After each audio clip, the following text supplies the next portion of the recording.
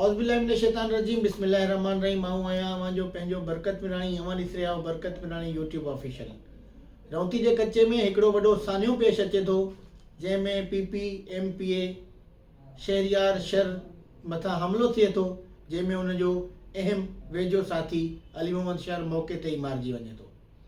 अहिड़े क़त्ल जी मनसूबाबंदी जो इल्ज़ाम उन वक़्त जे SSP घोटकी हफ़ीज़ुर रहमान बुगटी पंहिंजे ई SHO शकूर लाखो मथां लॻायो।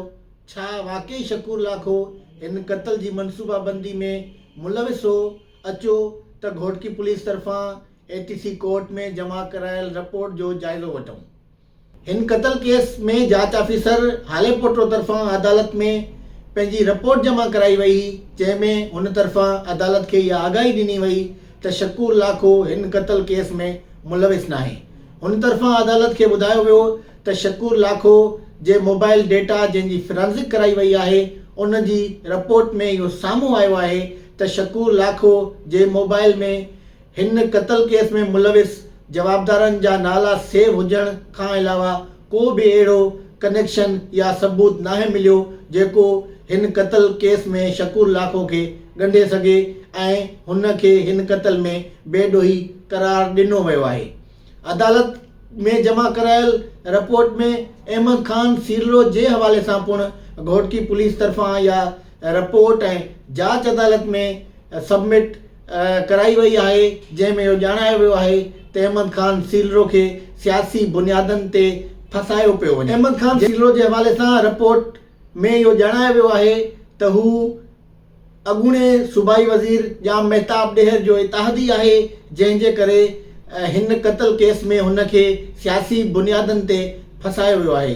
रिपोर्ट में अहिड़े क़िस्म जो ज़िक्र आयल आहे त जेतोणीक अहमद खान सीलरो अॻूणे सूबाई वज़ीर जाम महताब ॾेहर जो हिमायती रहियो आहे ऐं गुज़िरियल इलेक्शन में हुन शहरियार शर जी मुखालफ़त कई ऐं जाम महताब ॾेहर जी वर्क कई, तंहिंजे करे ज़िद्दयत में अची करे शहरियार शर हिन क़त्ल केस में हुनजो नालो फरियादिन खां ॾियारियो आहे।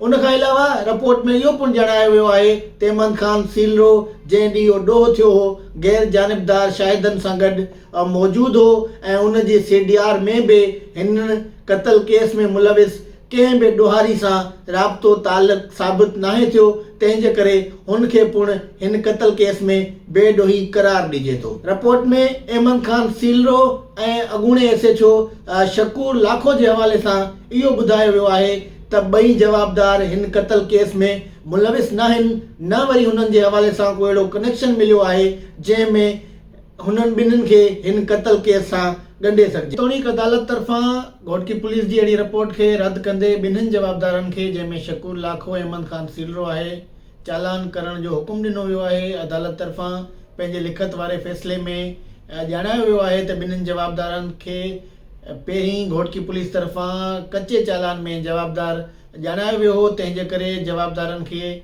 इहो हुकुम ॾिजे थो त हू पाण खे ट्रायल में बेॾोही करार ॾियनि। अदालत तरफ़ां घोटकी पुलिस जी रिपोर्ट जंहिंमें अहमद खान सीलरो ऐं शकूर लाखो खे बेॾोही करार ॾिनो वियो, उनखे रद्द कयो वियो आहे।